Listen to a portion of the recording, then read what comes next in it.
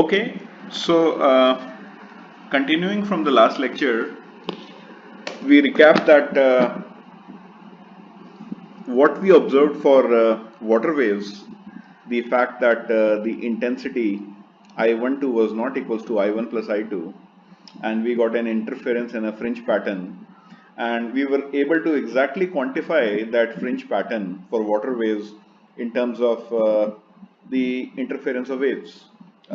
We defined two waves having amplitude h1 and h2 and a phase difference between them.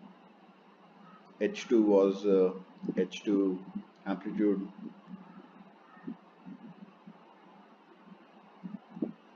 plus some path length, and we added the two waves, and we were able to get an interference term. Now, what we observed for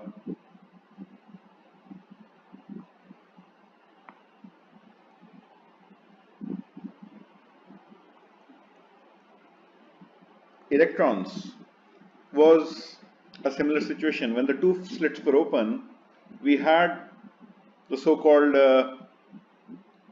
interference pattern, and P12 was not given equals to P1 plus P2. And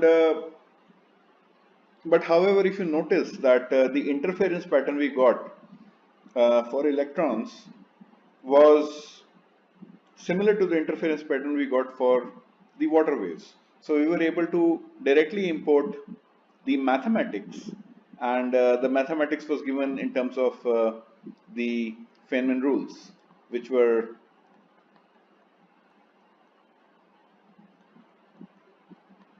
assigning a probability amplitude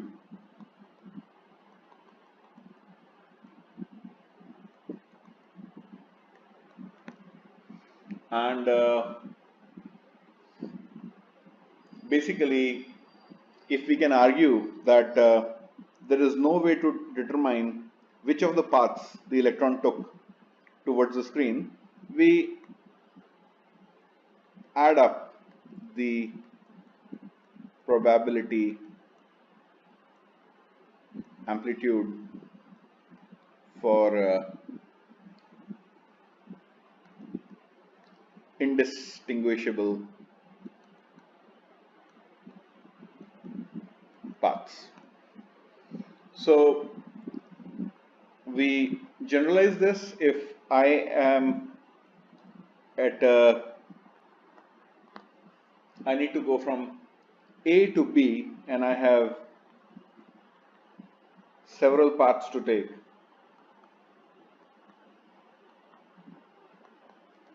And these multiple paths are indistinguishable. That means there is no information in the universe whatsoever to distinguish one path from the other. Well, then I add the probability amplitudes, which are complex numbers associated with each path, and the probability is given by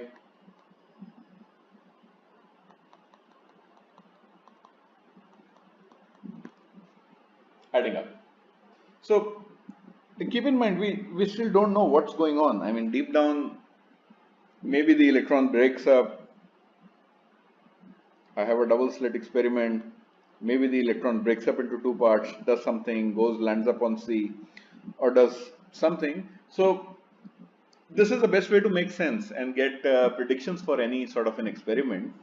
And that sort of is what essentially is the hallmark of quantum mechanics, where as long as your processes are indistinguishable,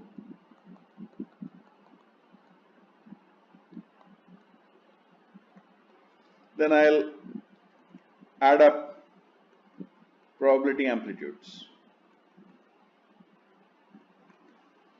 And remember, we got to this conclusion by arguing that since P12 is not equals to P1 plus P2,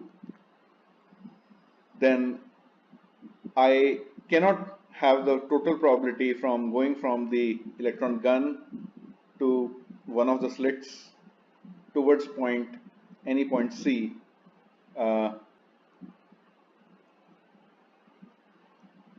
So my total probability is not going to be equal to this, and this implied that the value at AI does not have a definite value.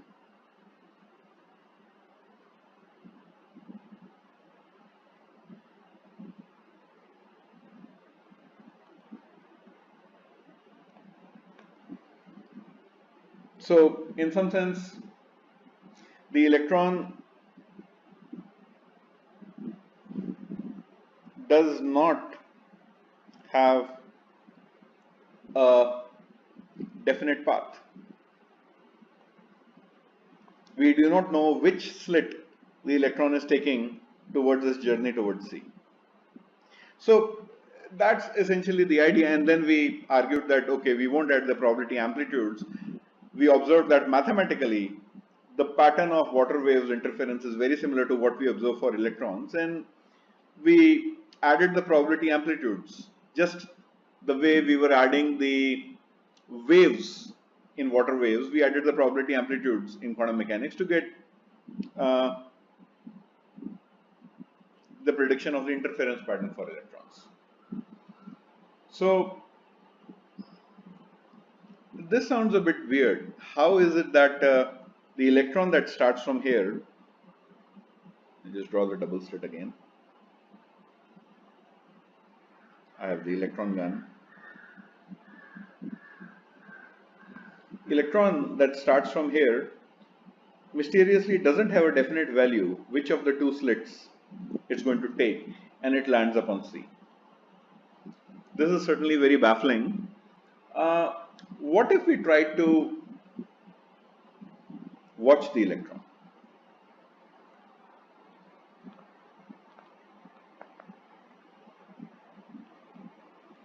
So what I do is that I have a beam of light,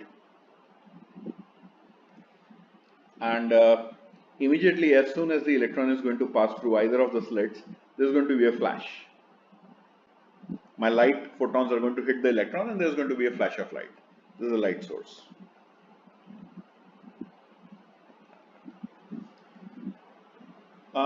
So what is going to happen is that, let's say I have a very bright light source and I am observing which of the two slits the electron is taking, either this one or this one. I'll get a flash of light.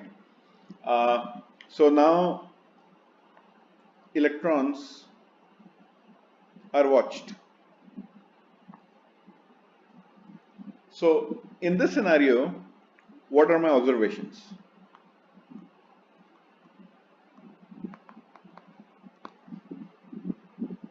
Well, I observe is that there is a flash of light.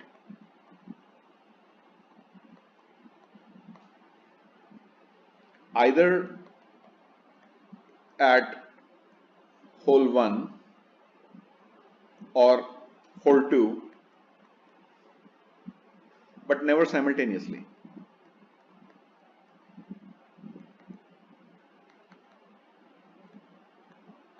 So I watch an electron passing through either of the two slits, and when I try to watch it, either I get a flash of light near hole 1 or I get a flash of light near hole 2, but never simultaneously. So let's say my proposition now is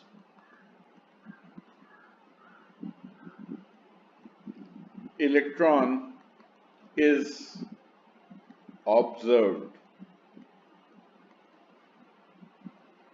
to pass through either hole 1 or hole 2. Well, I'm using the word hole and slit interchangeably. Slit 2. When I do the experiment, this is indeed correct. So my proposition, let me call it proposition B. Proposition B seems to be true experimentally. That's indeed, when I do experiments, that's what happens. So now where we are? Well, Initially, when we were not observing the electrons, we came to the conclusion that we have an interference pattern, and hence I should conclude that the electron doesn't have a definite value of AI. That means I do not know, not only I do not know which slit the electron passed through, that value does not even exist. Because if that value exists, I would had no reason but to add up the probabilities instead of getting the interference pattern.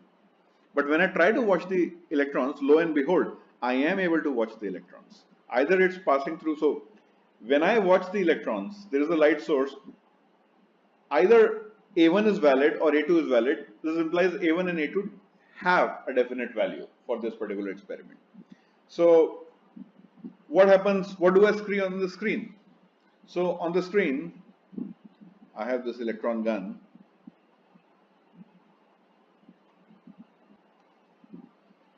And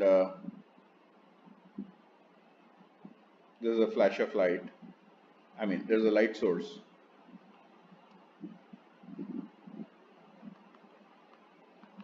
So an electron passes through this. Let's say I launch the electron. There's a flash of light.